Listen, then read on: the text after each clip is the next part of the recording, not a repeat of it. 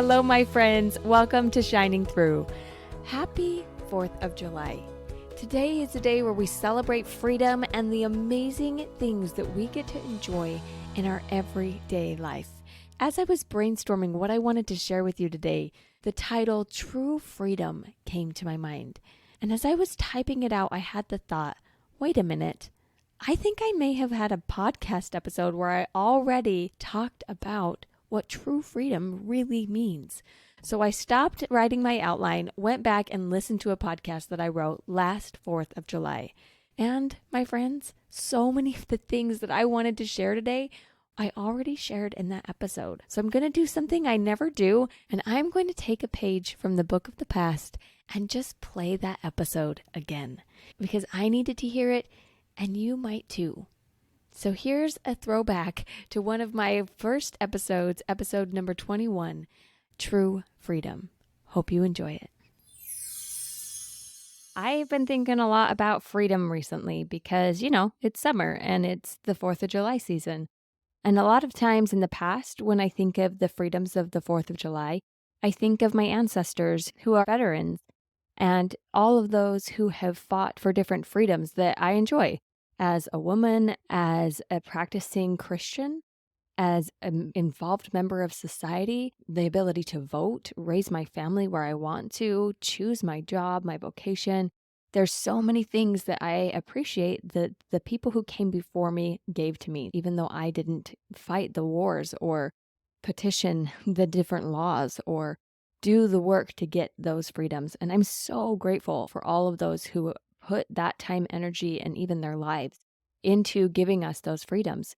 Typically, I have that on my mind when I'm thinking about freedom.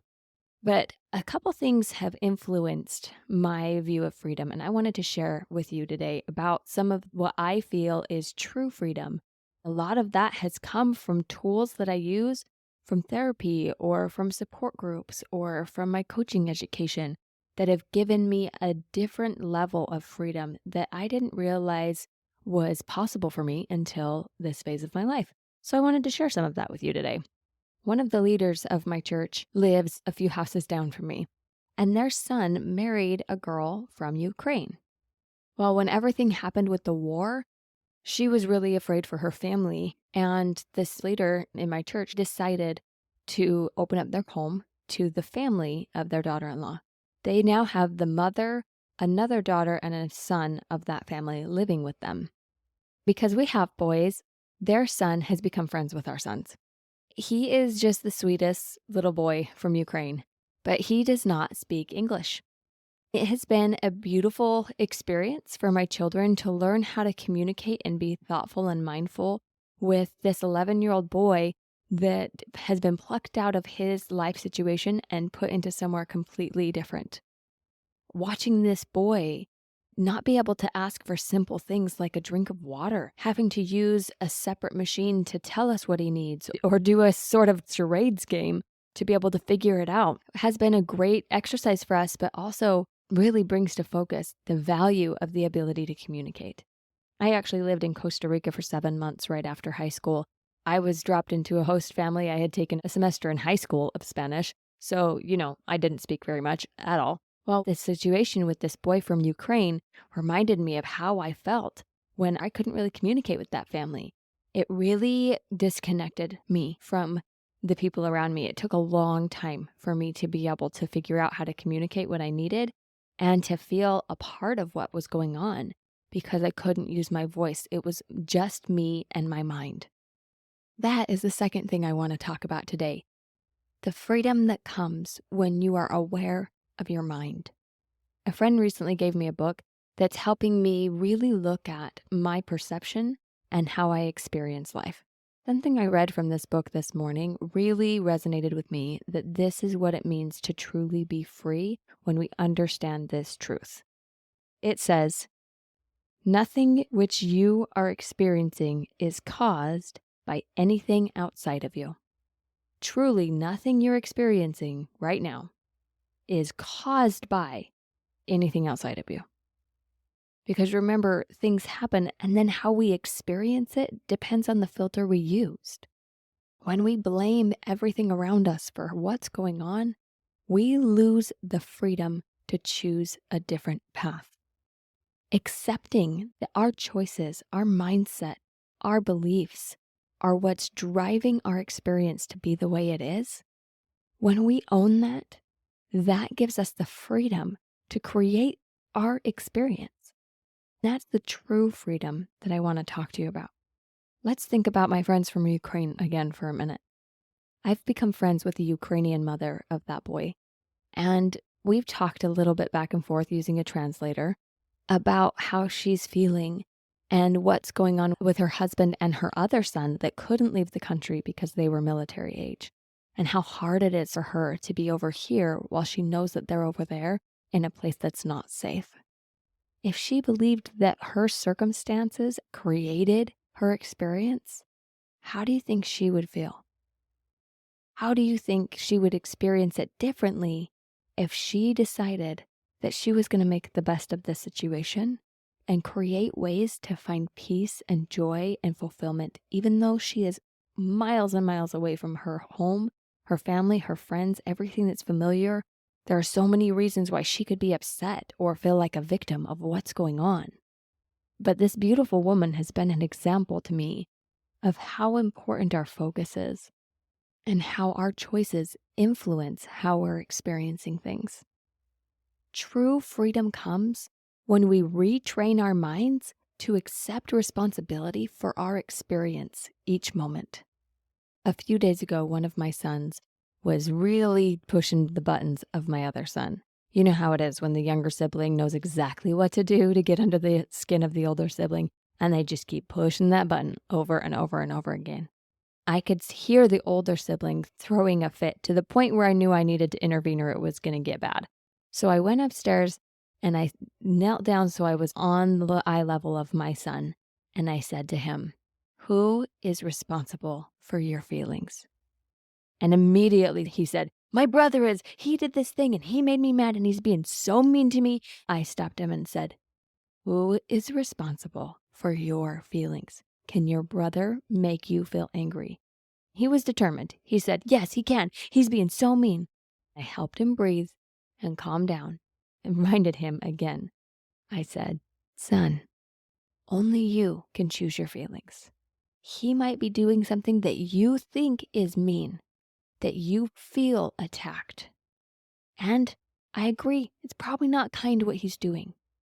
But you still get to choose your feelings and choose what you do next."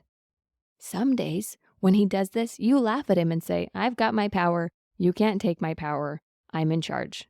And you walk away. But today you're choosing to be mad about it. It's okay if you want to stay mad, but just remember that you are choosing it. Do you want to stay mad? He looked at me with one of those intense faces, scrunched up his eyes, took a breath, and said, "No, I don't want to be mad." I said, "Okay, so what do you want to do now?" "Well, I want my brother to change his choices." And I reminded him, "No, I didn't ask you what your brother needs to do, because he can keep doing what he wants to do, and you can choose to feel differently. You don't have to stay in that feeling. You have the freedom to choose a different response. What do you want to choose?" After I shared that with him, my sweet son relaxed his shoulders and gave me a hug. It was such a good moment of helping him feel empowered, helping him feel like he wasn't stuck in that cycle anymore, where his brother pushes the button and then he has to be angry and it just goes on and on and on. Now, you can imagine the little brother wanted to test those boundaries and immediately pushed the button. And my other son looked at me as if he wanted me to avenge him. I just smiled at him and said, "He doesn't have to change his choices for you to be okay." I gave him permission to use his agency. And then he simply said something like this to his little brother: "That's not going to work. Bye." And he walked away. How often do you believe, like my son, that other people's choices create your feelings? That person at work that's just so annoying, or that child that continuously pushes the boundaries. Maybe it's your in-laws who are super nosy and always asking personal questions that drive you crazy. Or maybe it's your spouse that said that they were going to do something and then didn't follow through. I'm not telling you to not have feelings. It's totally fine for you to feel whatever you want to feel in response to what's going on around you. I'm just inviting you to truly believe that you are responsible for what's going on inside of you at any given moment, in your heart and in your mind. No one can hand you a feeling and tell you you have to feel it. No one can give you a belief and force you to accept that belief. You are the filter of your experience. You have the freedom to choose. Unfortunately, we often give pieces of that freedom away with our lifestyle choices. Anytime we repetitively go outside of ourselves to feel better about something, we are attaching our freedom to something else. For example, if I have a habit of going to the pantry and eating a cookie every time I feel stress, I start becoming dependent on that cookie to help me feel better because I'm training my body to need it to feel better instead of managing my thoughts and my feelings. It takes some effort, it takes some work to have this freedom. But how many people have died so that we can have the freedom of choice? How much effort have they put in so that you can have freedom that you enjoy right now? So many of us are giving away our freedoms because we are unwilling to look at our minds, unwilling to accept that we have influence over what we feel and that we've created our experience. What have you given your freedom to? Is it somebody else's choices? Is it something that you consume? Media, alcohol, drugs, food, shopping, Netflix, whatever it is that you've created that dependency on, that's not freedom. You do not need it to be okay. I do not need my kids to behave for me to feel calm or loving or kind. Although sometimes I struggle to believe that. But I do know when I'm in a clear place that that is true. We don't need the approval of other people to feel like we're enough or lovable. And we don't even need our surroundings to feel safe or happy, like my Ukrainian friends. As you contemplate your freedoms, I want you to think about this. If you were put somewhere completely different, where you didn't know the language, you had to depend on people around you for basic things. If you, like my friends, had less time in your lifestyle and had more time in your mind, how free would you truly be? I invite you to think about how you can fight for your own freedom today, your mental and emotional freedom. Your choices are creating your experience. Choose freedom. You have tools to do this. And if you don't, I'd be happy to help you because the freedom of mind is the greatest gift.